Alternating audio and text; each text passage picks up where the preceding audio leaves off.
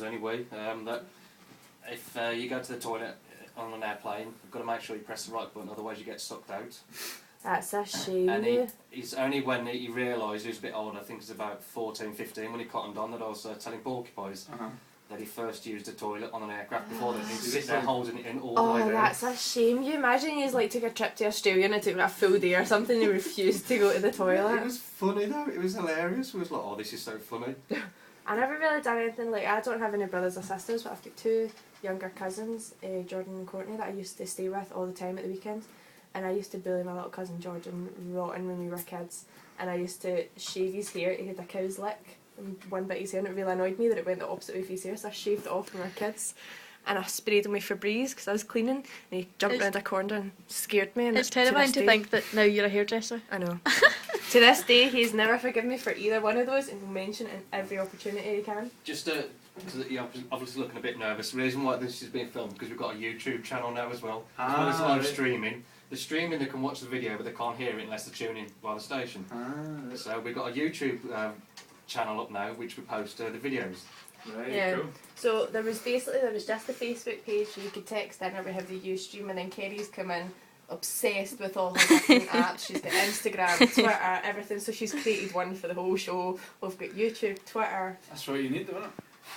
All the social media. Basically, Kerry's the PR. Has social media killed interaction then? Yes and no. Yes and no, yeah. From a band's point of view? From a band's point of view, in a way, yes. Obviously it's a lot easier to let people know about your gigs. But what I don't like now is that if you're a promoter of music, for example, you'll never ever see a promoter putting on a local gig actually going around putting up flyers or posters, letting the public know.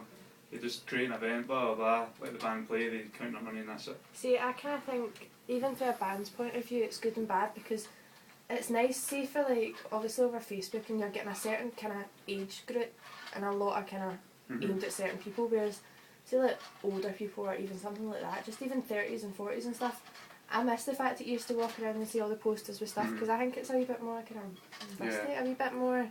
Well, in a way, I quite like that. In a way, it's a bad thing as well, because nowadays you rate a band's success or whatever by the amount of Facebook likes or and you kind of think if they're over 1,000. Well, then you're doing well. Well, that's my point. You know, it's like, oh, we've got over 1,000 likes now, so therefore that means something. But it doesn't. It's like I would have loved to be in the days where a band knew how successful they were by how many people they got to a gig, and that's the only way they could know. And it wasn't just through, because I quite think word of mouth is a good thing.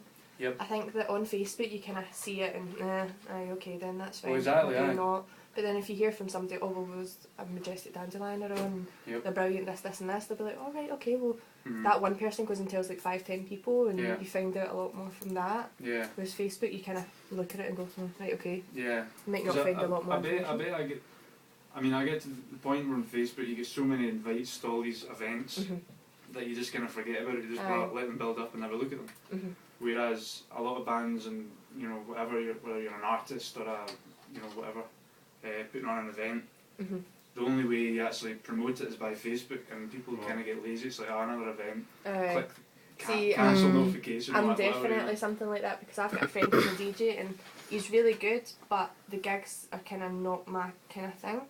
And he's a brilliant, I've heard him before and I do like his stuff, but where he plays and sometimes it's just not really for me, so I'm constantly getting notifications all the time, and it's just like all these big long names that sometimes you can't be bothered getting into look at, so you're like, oh right, okay, that's another one. Yeah. Okay. I think it's just killed human interaction full stop. I mean, like you said, I miss old time promoters handing out flyers come here tonight, If you turn up with a flyer, you get £2 off entry or something like that. Old traditional promoters, now everything's the job through just Facebook. does not exist anymore. It doesn't. Yeah, I mean, because we do gigs and then, you know, you'll ask the person who's promoting it, it's like, oh, how many people do you think are going to come? And he's like, oh, you know, we should get like over 100 people, you know, we had like 300 people going to the Facebook event. And it's I like, think well, that that's means quite nothing. bad. You know, I it's think like, that's no, quite bad as well, because see, if you do create an event, you'll get most people that will say, yeah, I'll go. Yeah, but they've no intention of going. Yep. Well, I'll be nice as my friend, I'll say I'm going and then, Aye. nope. It's like the day comes up to it and you've totally forgot about it. Whereas I think visual reminders of like posters and things like that, Yeah. if you're walking around town and you're seeing them, you're like, oh, actually that's on this weekend. But even that's difficult to do, because I mean, a couple of gigs, like when we done our album launch like a couple of years ago or something, you know, we got some posters made up, and I went around Glasgow to try and, you know, put them up in the walls, but you couldn't, because all these no fly poster in here, nothing. All I could do was give it to a bar and say, oh yeah, we'll put it up later on. So I go in later and it's like the back door of the toilet, that's it, you know, it's like, but you know, a flying's definitely really do it.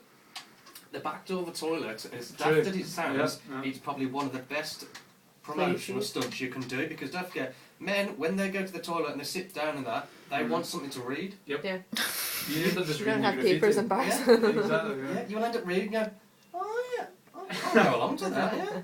It works, it's stupid, but it works. Yep, no, that's true. So the best way to get a guy interested is put it in the back of the toilet or just all along the kind of the cubicle Yeah, bit. because men need something to read while on the toilet, it's a fact. They'll even read soap bars, what the ingredients are, and stuff like that. It's true.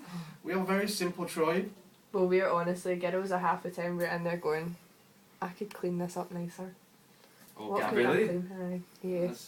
That's sad. It really is. But to be fair, I've got a tad of OCD, so it might just be me. Such a shame. Right, we'll be back in just a tick with more chat with Graham, but first off, here's another song. We're squeezing in